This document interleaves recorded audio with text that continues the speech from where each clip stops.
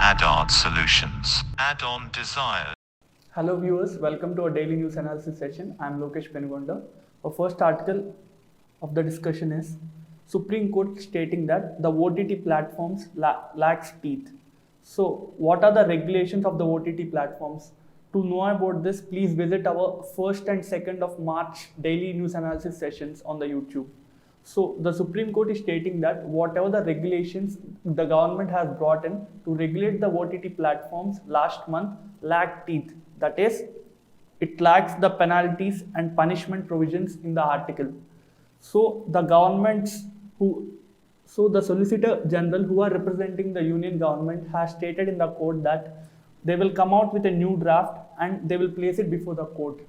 So as these new regulations lack any form of penalties and punishments, Supreme Court has asked the government to bring in new legislation and new guidelines.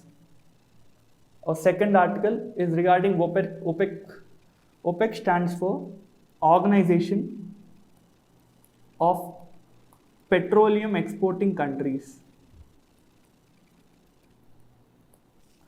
So OPEC Plus is an intergovernmental organization of 13 petroleum exporting countries. These 13 countries are Algeria, Angola, Equatorial Guinea, Gabon, Iran, Iraq, Kuwait, Libya, Nigeria, Congo, Saudi Arabia, and the United Arab Emirates and Venezuela.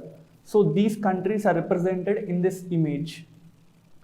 So OPEC countries, first 5 members started this OPEC organization in the 1960s. These 5 founding members are Iran, Iraq, Kuwait, Saudi Arabia, and Venezuela.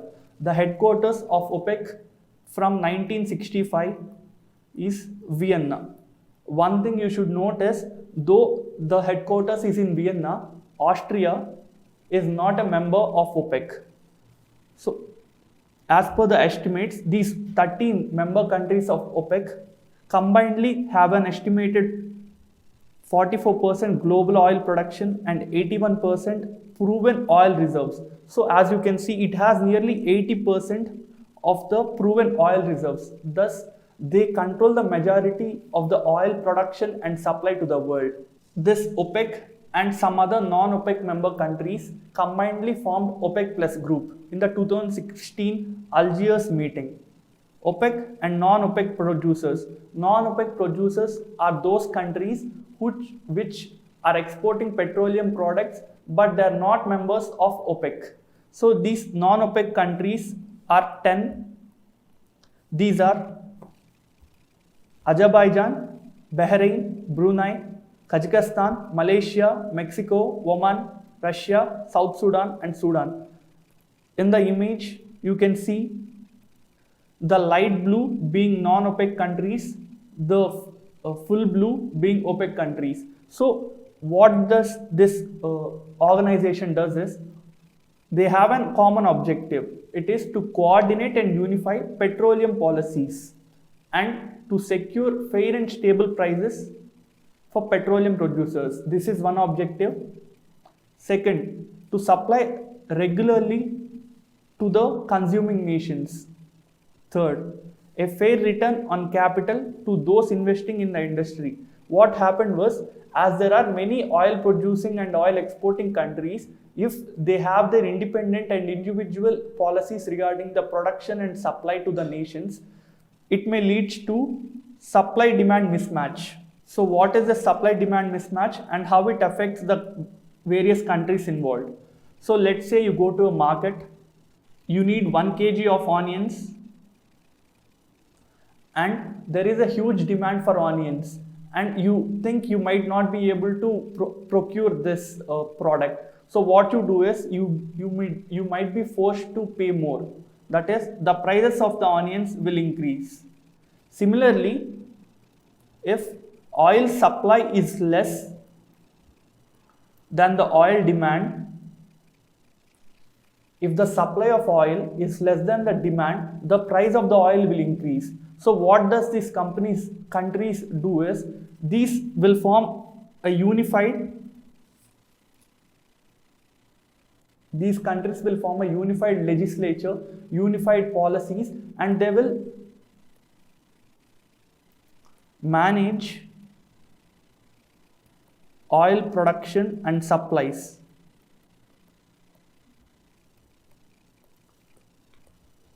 So, if the demand for the oil is less, these countries will reduce the supply so that the prices will not decrease. So what's happening now is, as due to COVID, the demand for the oil in the last year has reduced so much, and the demand is nearly lowest in the 30 years. So as the demand is less, the prices will be less because the supply is same last year. So what happened now is, now that the impact of COVID has been reduced, these OPEC countries, what they're doing is they're limiting their supply, they're limiting the production. So by limiting the production and exporting, they're increasing the oil prices. So in the same way, what we see is, now there is 10 liters oil demand, and now there is 15 liters oil supply. So in this context, generally the prices will be low as there is more supply than the demand. So what these countries does is, they will reduce the supply to, let's say, 10 liters or even 9 liters.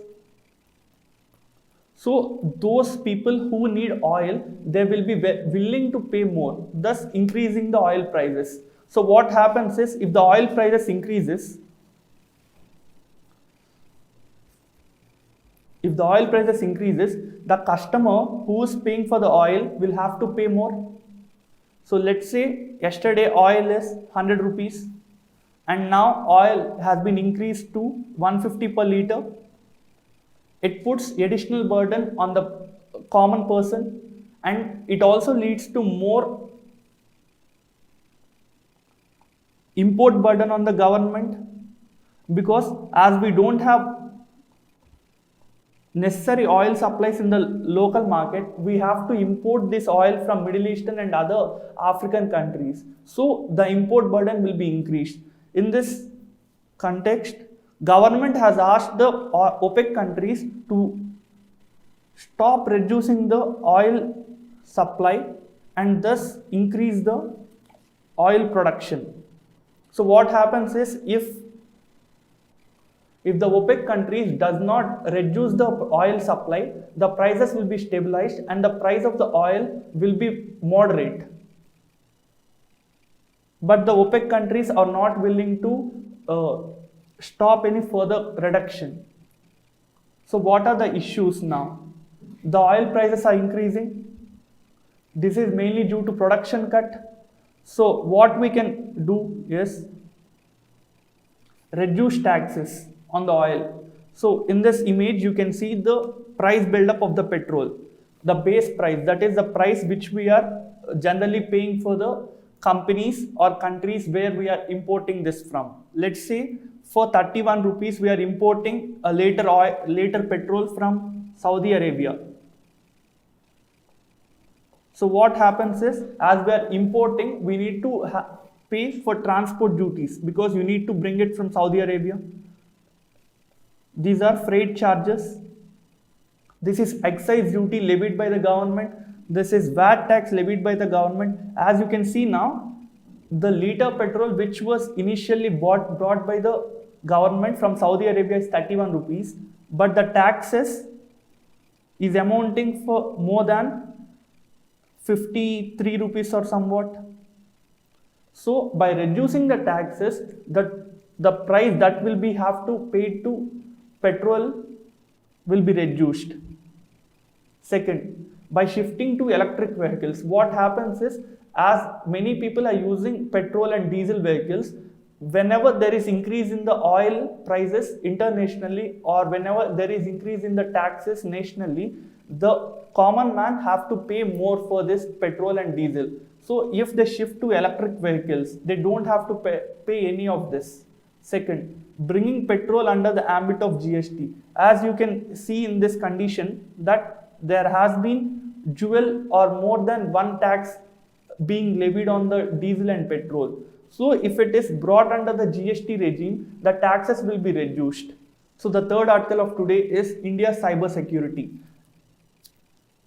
Last year what we have witnessed is Mumbai power outrage.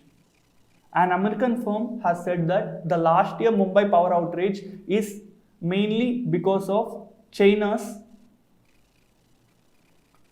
cyber attack on the power supply system in the Mumbai. So the Chinese cyber attack has led to Mumbai power outrage in last year, that is 2020. This article is talking about various cyber attacks and various institution mechanisms which we have in India.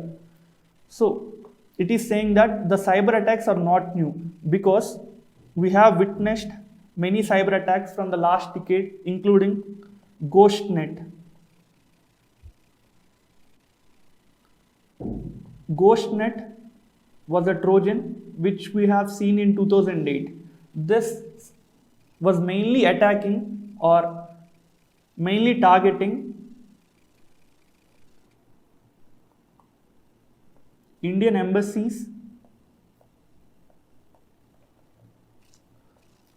and Tibetan government in exile.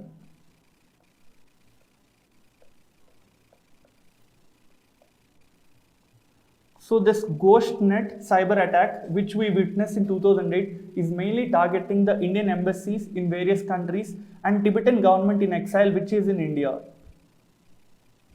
So also when investigating about this attack, we have come across Shadow Network,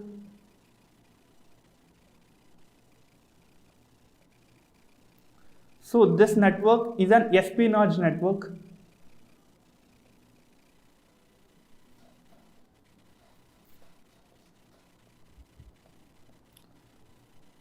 It is mainly targeting Indian news channels, media,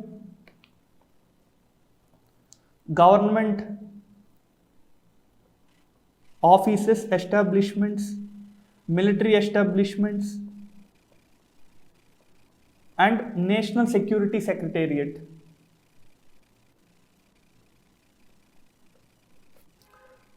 And recently what we have seen is D-Track. This D-Track has attacked financial systems of Indian banks, financial systems. Also, it popularly attacked the Kudankulam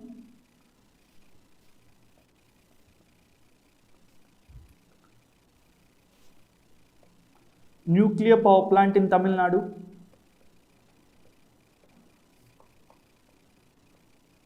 And now the Red Echo, which targeted the Mumbai power systems. So as the number of attacks, the cyber attacks has been increasing, Indian government has taken and initiated many institution mechanisms for providing cyber security. This article has brought many such institutions. So the first one, the Prime Minister's office includes various cyber portfolios. Among these are National Security Council, which is headed by National Security Advisor. It plays a key role in shaping India's cyber policy ecosystem. So the first is, in the Prime Minister's office, we have several cyber portfolios, and one such cyber portfolio is National Security Council. This National Security Council is being chaired by National Security Advisor. This plays a key role in what? In shaping India's cyber policy ecosystem. This first institution. Second, the NSA, that is National Security Advisor, also chairs the National Information Board. This National Information Board is used for cross-ministry coordination because many ministries, let's say Ministry of Home Affairs, Ministry of Electronics and Telecommunication, and Ministry of External Affairs. These ministries have their own wings to deal with cyber attacks and cyber policy making. So this National Information Board acts as a cross ministry which will coordinate with national security policy making. This board will bring information from various ministries and will act as a cross ministry. Third, the National Critical Information Infrastructure Protection Center. This National Critical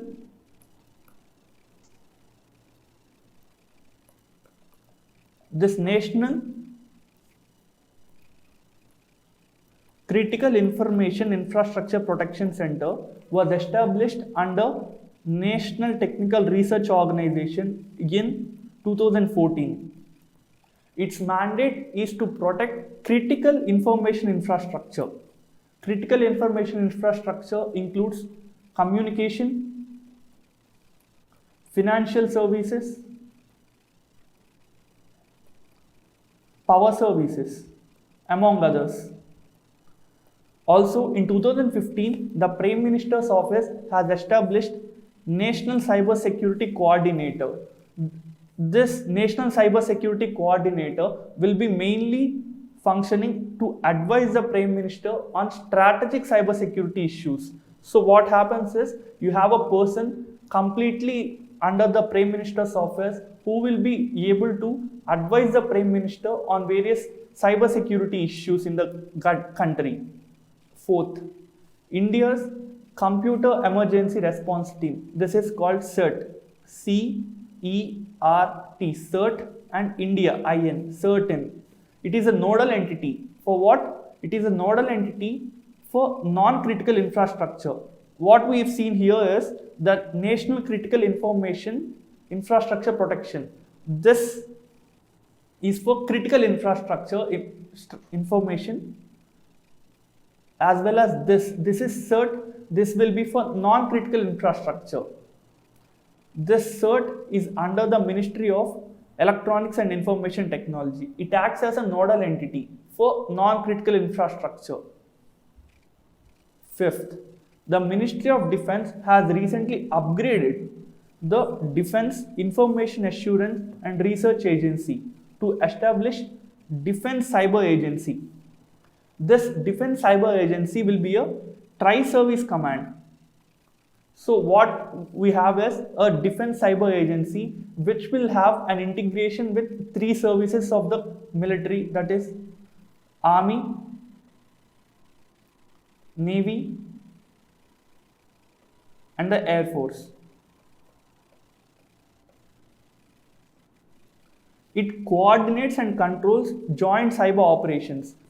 This NIIB is for cross-country, cross-ministry coordination, whereas this Defense Cyber Agency is for tri-service command between various military agencies of the government.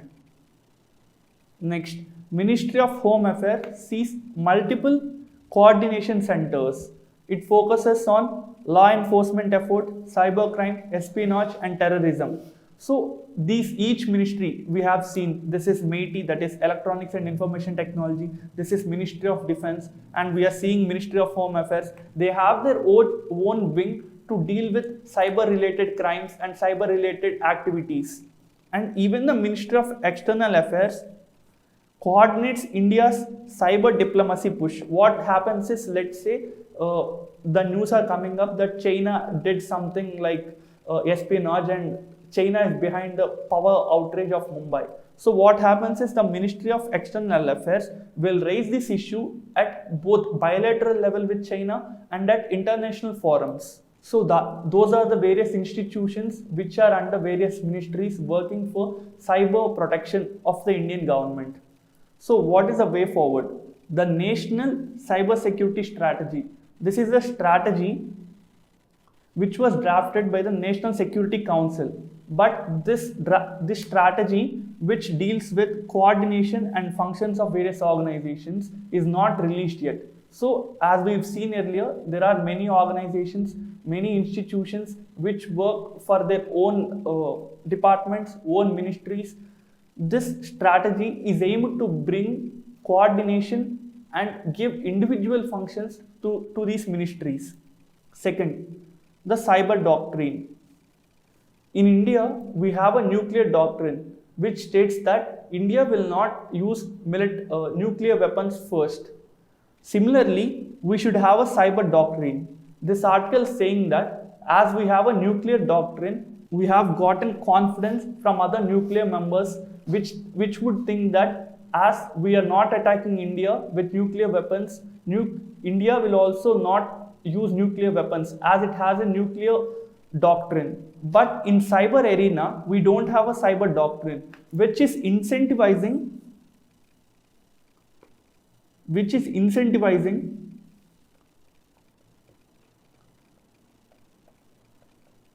various state and non-state actors. What happens is that as we don't have a cyber doctrine, these state-supported and non-state supported actors, they don't know what would India do. They would think that India, as it doesn't have any cyber doctrine, it would not do anything which might be very effective or which might be very impactful on us. So it incentivizes these actors to undertake low-scale cyber attacks and low-scale retaliation.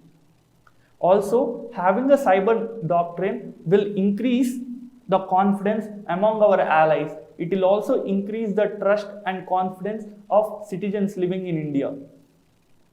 As having a cyber doctrine will increase stability and security in the cyber ecosystem. Fourth, there is a need for coordination between government within and between government and private organizations, because what we've seen is that the Indian National Cyber Security Strategy, which was supposed to be given by NSC, is not out yet. So there is lack of proper guidance, lack of coordination policies between various ministries and various organizations dealing with cyber security. So by having a clear-cut policy, we can be able to take more coordinated actions. Our next article of today is talking about Pochampalli sarees. So Pochampalli sarees has gotten GI tag. Pochampalli is a village in Telangana. Villages of this village are specialized in weaving one specific type of sarees. So first look into what is GI tag. GI tag is a sign. It is given to products which have a specific geographical origin. So let's say there is a product, let's say there is a pen. This pen might be produced in various places, various countries. But if the pen have special qualities which are arising because it origins in a particular place, then GI tag will be given. So look into the definition again. A GI tag is a sign on products that have a specific geographical origin and possesses qualities or reputation due to the origin. In order to function as a GI, a sign must be identify a product as originating in given place. So to give a GI tag to a product, first we need to identify that okay, this product has a significance because it is originating in that place. Only in that context, the GI tags will be given. What are the advantages of getting a GI tag? It provides legal protection. So let's say there are many GI tag given states. So for blue pottery of Jaipur, GI tag is given. For Chanderi fabric in Madhya Pradesh, it is given GI tag. It is in Madhya Pradesh. For Kutch embroidery, for Solapur Chadda, and for many other products, GI tag is given. So only these products and people who are making these products in that particular region can make use of the GI tag. What happens is, it will prevent unauthorized use of GI tag. It helps consumers to get quality products and with desired traits. It also promotes the economic prosperity of producers of GI tag goods, because as these producers will get a premium, because everyone will know having a GI tag is important in the context that it is different, it is unique, and it contains special properties. So by having a GI tag, the prices of these products will be increased. Thus, there will be economic prosperity to the producers of these products. These are the various GI tags. Also, there are nearly more than 600 products in India which got GI tags. So whatever GI tags regarding news is in the news, please make a note of it. Thank you. That is the end of the session. Add-on solutions. Add-on desires.